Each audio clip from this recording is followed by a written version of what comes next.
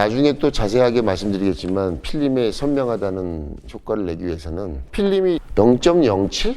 0.075 조금씩 다를 수 있는데 이 안에 피막이 코팅이 한 4겹, 5겹 정도 되어 있습니다. 표면에 있는 이면지, 본드층, 그 안에 또 보통 열 차단율이라고 표기를 하나요? 우리가 이렇게 지금 빛이 있잖아요. 요거를 지금 이 조명이 없는 야외로 나갔을 때 빛이 있잖아요. 태양은 없지만 빛이 있죠. 예. 그걸 가시광선이라고 얘기하고요. 눈으로는 안 보여요. 눈은 보이지 않지만 저 빛 안에는 또 자외선이 포함되어 있겠죠. 예. 또 해가 비칠 때는 적외선이 나옵니다. 그래서 정확하게 자외선 파장대가 있고요. 자, 가시광선, 빛. 사람 눈으로 보려면 이 빛이 있어야 돼요. 가시광선 파장대가 있고, 그 다음에 열을 내는 인프라레드. 사람 눈에는 보이지 않는데 이 열에서 이 열이라고 하는 그 적외선 영역대에서 우리 홈페이지에 가보시면은 나오는 수치 있죠. IR 리젝티드 열 차단율. 요거는 기계로 쟀을 때 나오는 수치를 표기하는 경우가 많습니다. 근데 그 기계는 1000나노메타에 맞춰져 있어요. 파장대가 적외선 범위가 780에서 2500까지 나눠져 있어요. 세분화되어 있어요. 근데 기계는 이걸 다 파장대를 1100, 1200, 1300 다 할 수 없어요. 없기 때문에 보통 일반적으로 1000나노메타에 맞춰져 있습니다. 그러면 그 1000나노메타에 맞춰져 있는 것 때문에 열 차단율이 높게 나오는데 실제는 시원하지 않은 경우도 있죠. 그러니까요. 그는 1000나노메타에서는 90%인데 1500나노메타, 1600에서는 50%로 낮춰지는 필름들이 있겠죠. 그런 필름들은 실제 기계 열 차단은 90%인데 실제로 봤더니 뜨겁더라. 평균 열 차단율이 60%, 65% 정도밖에 안 되는 필름이죠. 일반 고객들이 그거를 파악할 수 있는 방법은 없습니다. 썬팅하는 썬팅 샵에서도 그거를 알 수 있는 방법은 없어요. 이 적외선 파장대의 차단율이 평균적으로 모든 파장에서 차단율이 높아야 실제로도 시원한 겁니다. 예, 근데 그 그래프를 오픈하지 않는 웹사이트가 대다수고요. 예, 모든 전 세계 브랜드가 슈어필름은 평균 열 차단율이 97%에서 8%쯤 됩니다. 그러니까 2000나노메타 영역대에서 98%까지 내려갑니다. 그래서 실제로 시원합니다. 굉장히 시원하죠. 웹사이트에 나온 그 숫자만 봐갖고는 어느 정도구나라고 예측은 할 수 있어도 절대적이진 않습니다. 비금속하고 금속하고 자, 비금속이라는 것은 금속이 없이 열 차단을 내는 필름을 말합니다. 예, 금속이 전혀 없습니다. 세라믹, 그 다음에 IR, 무기물, 유기물, 이런 케미칼로 열 차단 성분을 내는 거고요. 금속은 자동차에 있는 전파를 막아주는 전파 장애를 일으키는 어떤 근본적인 물질이 이제 금속 아닙니까?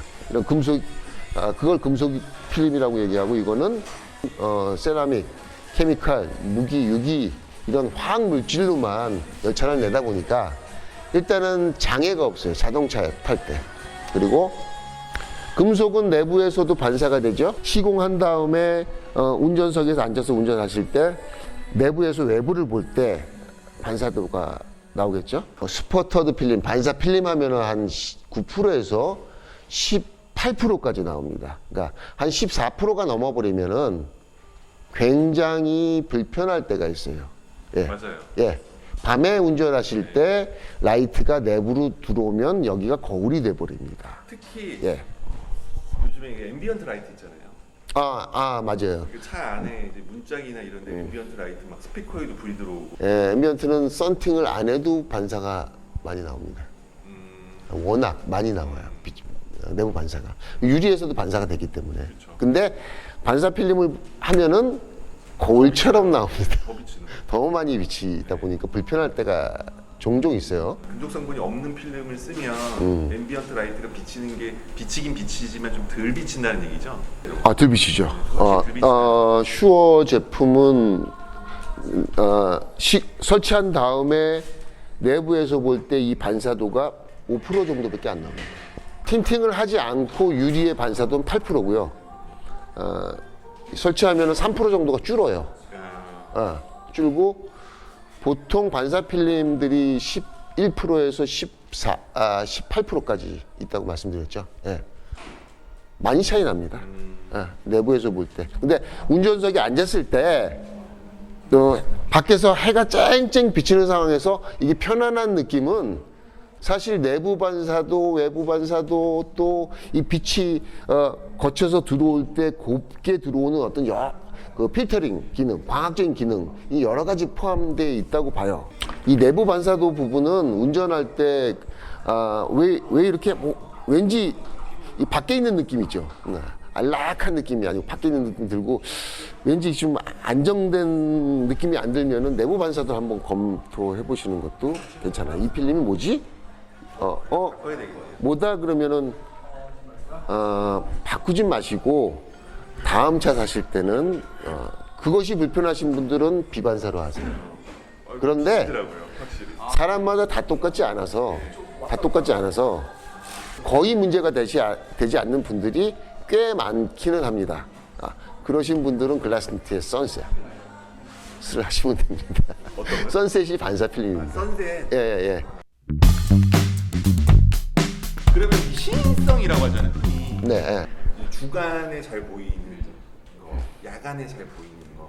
시인성이라는 게 차이가 나잖아요. 이거는 굉장히 주관적인 부분이 커요. 잘 보인다는 것과 뭐 시인성이 좋다 안 나쁘다의 개념이 굉장히 주관적이에요.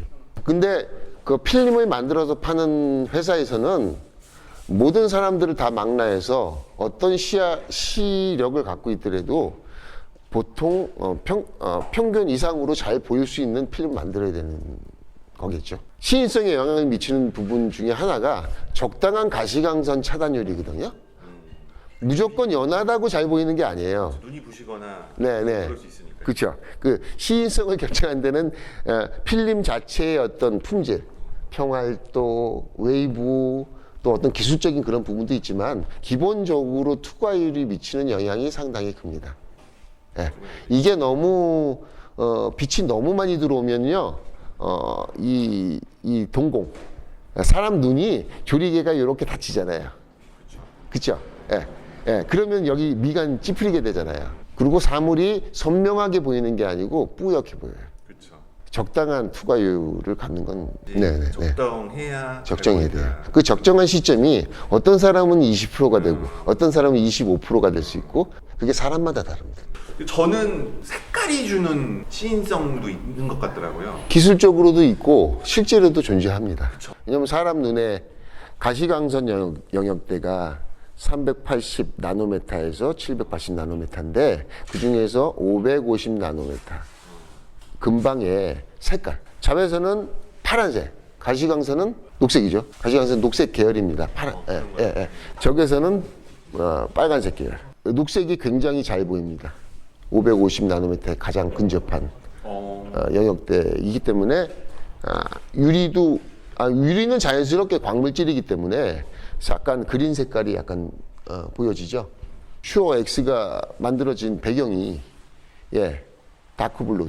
이 다크블루인가요? 이게 보시면은 컬러가 보여지시나요? 여기서 보셔야 가능할 것 같은데 아마 흰색 바탕이어야지 보이실 겁니다. 시인성은 가시광선 투과율은 나오지만 사람마다 어떤 필름은 잘 보이고 어떤 필름은 잘 안 보인다고 느낄 수 있잖아요. 그러면은 시인성이 좋다라고 할 수 있는 어떤 객관적인 지표는 없는 건가요? 대부분의 사람들이 블루 계열, 그다음에 녹색 계열 사람들이 대부분 맑게 보이네라는 그런 블루 계열은 녹색 계열은 좀 맑게 보이는. 나중에 또 자세하게 말씀드리겠지만 필름에 선명하다는 효과를 내기 위해서는 필름이 0.07, 0.075 조금씩 다를 수 있는데 이 안에 피막이 한 코팅이 한 4겹, 5겹 정도 되어 있습니다.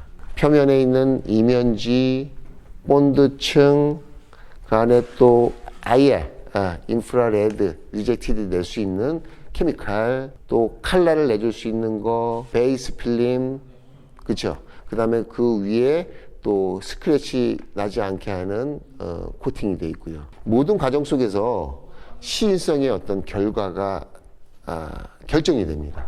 생산 과정에서. 사람이 이렇게 보는 것과 측면에서 보는 거. 사람은 뭐 자동차는 움직이니까 내부에서 이렇게도 보고 이렇게도 보고 또 전면 유리 같은 경우에는 이렇게 누워서 보잖아요. 모든 각도에서 이 수평. 그걸 이제 뭐 기술적인 용어도 있지만 하여튼 이 평평한 정도. 이걸 레벨링이라고 얘기하는데 그게 좋아야죠. 그게.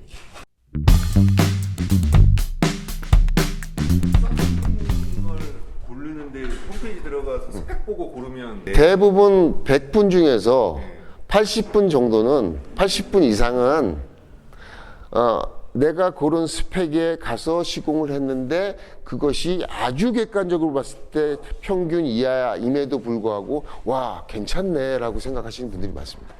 보통 차를 평생 동안 타봐야 3개, 4개 타시는 분들이 대부분이시기 때문에 그것도 전시장에서 딜러분들께서 추천해 주시고 또 서비스해 주시는 필름을 하시는 분들이 아마 100분 중에서 90명 이상 되기 때문에 관심이 없습니다.